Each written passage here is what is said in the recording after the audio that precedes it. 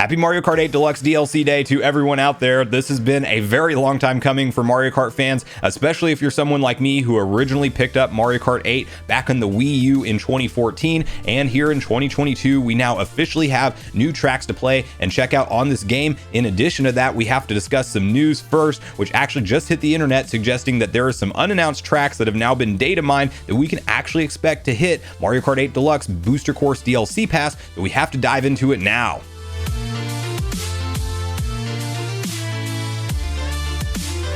What's up, Nation? If it's your first time on the channel, make sure you join Sunbro Nation by subscribing below. Hit the like button on this video if you enjoy it today, and make sure you turn on your bell notification icon so you're kept up to date with all the newest gaming news. As I mentioned, guys, we got a two-part video today, the first of which will do with some news and some new information that hit the internet, the second of which will be me actually playing and booting up Mario Kart 8 Deluxe and checking out some new tracks together. But to kick off the news portion of the conversation, we have to talk about some brand new Datamine info that just hit the internet that actually shows some additional tracks that have not been announced or even confirmed to be in the Booster Course Pass DLC from Nintendo directly. But if these internal files tell us anything, it's that there are some additional courses that haven't been announced that we can actually expect to be a part of the DLC. So to kick off this conversation, I do want to quickly hop over to VGC, where they have an article with exactly what's been discovered and which tracks we can actually expect to be in future waves of the Booster Course Pass DLC. So let's quickly read through this together. Mario Kart 8 Deluxe Datamine may have revealed some upcoming DLC tracks. A new banner found in the game's data shows more circuits not yet announced. A data mine of Mario Kart 8 Deluxe's latest software update has potentially uncovered some of the DLC tracks yet to be confirmed for the game. Today sees the release of the first of 6 waves of DLC courses included with the Booster Course Pass. The first wave contains 8 tracks, but there are another 40 which still have to be confirmed by Nintendo. According to data miner Oatmeal Dome, the upcoming tracks are listed in the game under awkward and indecipherable names such as CSNW-01 and CSNW-02, potentially in an attempt to avoid data mining. However, as spotted by Source Gaming's Joshua Goldie on Twitter, the update also includes a file showing a new banner for the Booster Course Pass. This banner shows characters racing on a strip of the road that's made up of images from all of the DLC courses, meaning players with a keen eye may be able to identify unannounced ones. Goldie, who has been gathering suggestions from followers, believes that the potential future tracks that may be shown on the banner include the following: Sydney Spirit from Tour, LA Laps from Tour, Mario Kart Circuit from SNES, Koopa Cape from the Wii, Rainbow Road from 3DS, Vanilla Lake from SNES, New York Minute from Tour, Maple Tree Way from Wii, Sunset Wilds from Game Boy Advance, Merry Mountain from Tour, Vancouver's Velocity from Tour, Shy Guy Bazaar from 3DS, and DK Summit from the Wii. It's worth noting that because this image was reportedly data mined and isn't actually visible while playing the game, it may be an outdated placeholder file and the track images on it may not be accurate. So clearly, with the roadmap of 40 more unannounced additional tracks that we don't know what they are at this point in time, there's going to be a lot of reason to stay hyped and pay attention to future waves that will be slowly released and ultimately wrap up towards the end of 2023. But I certainly hope we get more fan classics from really the Double Dash era. That's the only one thing on that Datamine list that is missing, in my opinion, as I really want DK Mountain on there, Wario Coliseum, and Waluigi Stadium. Like, those are some tracks that I definitely want to play on Mario Kart 8 Deluxe, and I do hope that we see those featured in the DLC. But regardless, as Mario Kart fans, we have a long roadmap to look forward to of new tracks to check out and really just a reason to hop back into the game. And now at this point in the video, I do want to transition into some gameplay, as I have not booted up any of these tracks yet. So let's go through a few together and check it out and see how it runs as part of Mario Kart 8 Deluxe Booster Course DLC Wave 1. So already just hopping into the classic track selection, we now of course have a new R button that we can hit and then go over to the look and the layout of all of the future DLC courses that will be added in. Like, it's pretty exciting to see all these cup icons right in your face, because you know you're literally getting like double the tracks that we had in Mario Kart 8 Deluxe, which is just a crazy thing to think about. And you know, we'll just dive in right now, but I love to see the roadmap. I like that they had all the icons out there, so that way you kind of get to look at what's in store for us as we go forward. And I just love the fact that it's spread out in these multiple waves, because I'm not just going to play through every course and then kind of forget about Mario Kart again. I will always have a reason to boot it back up every time around the new release of the new wave, and I'm here for it. It's been a long time coming. Of course, Double Dash is still technically my all-time favorite Mario Kart game, but you know, I think that the mechanics in this one still feel incredible, and obviously the graphics look incredible. I mean, even to this day, even though we're talking about a game that is clearly going on. Oh, you know what's funny is I don't even know what course this is at all, because you know, I never really got too into Mario Kart Tour, so we'll actually just learn it together, which will be fun. But yeah, you know, it's one of those things that I've just always while Double Dash is definitely my favorite, I will say that they did a lot of like nice little gameplay enhancements in the way it feels in Mario Kart 8 Deluxe. And the best part is just that we have, you know, a reason to boot them back up and play them again. And you know, this stage to me, like, I know there's been some controversy around the graphics, and I really haven't like looked in. I know Game Explained did some kind of video on breaking down like graphical performance and stuff like that, compared to the original tracks. This looks really nice to me, and of course we're talking about, oh man, I should have saved that, rather than, you know, use the boost after I get hit rather than before. But I will tell you, for this guy, for this being a tour track, guys, like I mean, it looks great. It looks just fine to me. I really don't have any gripes. I was never as big on the controversy online anyway that a lot of fans were getting into, saying kind of like that, you know, it's lazy DLC because it looks slightly less good than what the original tracks did in Mario Kart 8 Deluxe. Like, as long as the track and the layout is good and it plays well, like, you know, if I notice like slightly less detailed textures, it's not gonna take me out of that gameplay experience in a big way. And obviously the better it looks, you know, that's a plus, but it's not a game-breaking mechanic is my point. Let's see if we can line this bomb up correctly. We got a happy little track here. Now there is also some news out there about the what am I trying to say? The music has all been remastered and redone, so they're not just like ripping the music straight out of.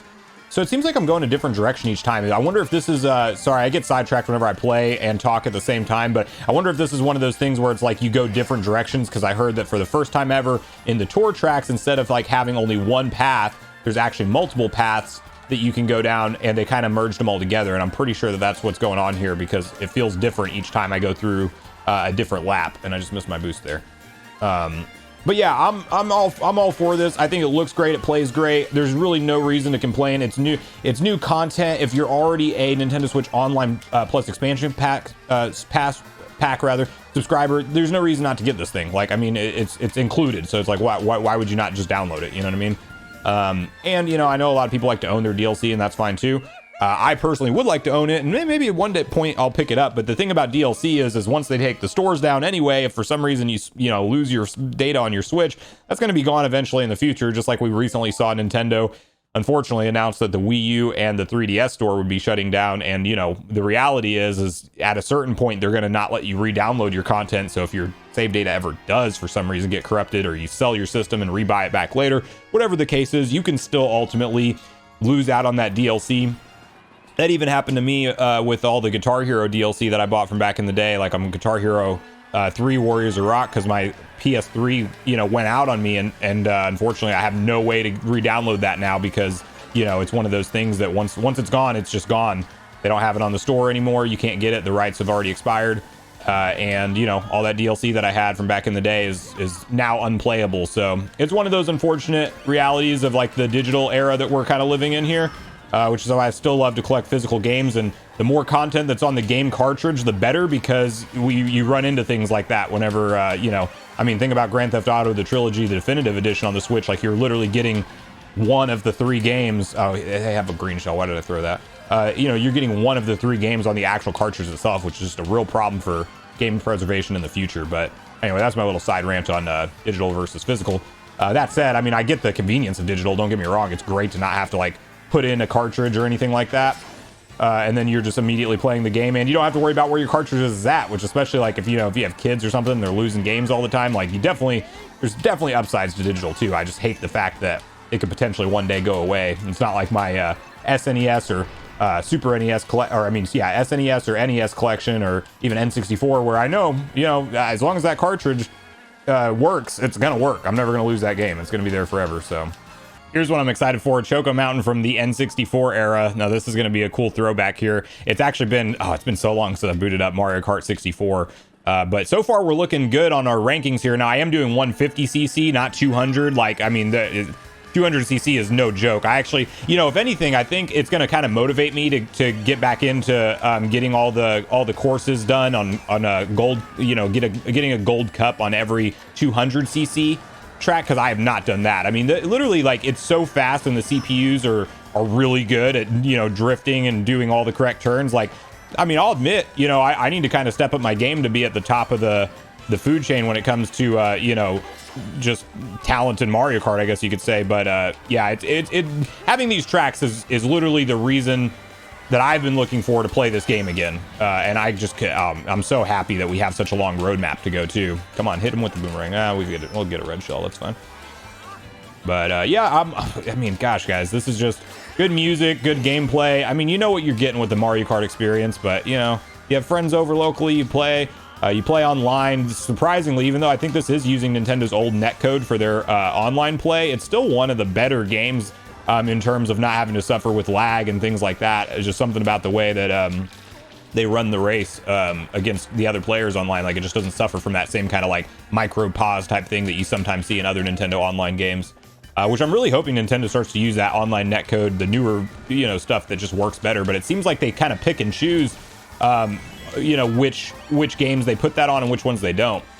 I love those like super extra boosts that you can get if you drift long enough. I kind of need to get better at strategizing that on all my turns ahead of time too. But yeah, Choco Mountain, another great fun one. We'll probably skip to the next one and then wrap it up after that. One of the big classic ones that did actually get a graphics overhaul since it was first shown off from Nintendo to now, because we saw the difference in the screenshot that we talked about on the channel earlier in the week. And so, you know, this is a classic track, and I love we're getting all of this stuff. It's been so long. Like Mario Kart Wii, I put some serious hours into.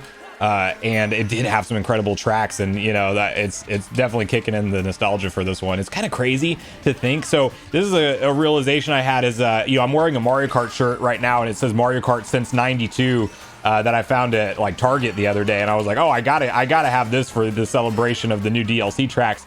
And you know, what's crazy is, okay, first of all, I was born in '92.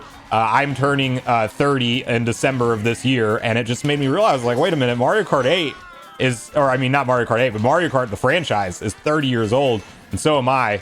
And yeah, I don't know what's happening to time. It just seems like everything keeps, you know, accelerating. Like ever since I was, I don't know, I'd say like 16, 17, got a job. It's like ever since then, just time is literally on a rocket ship, and it felt like it was going so much slower before.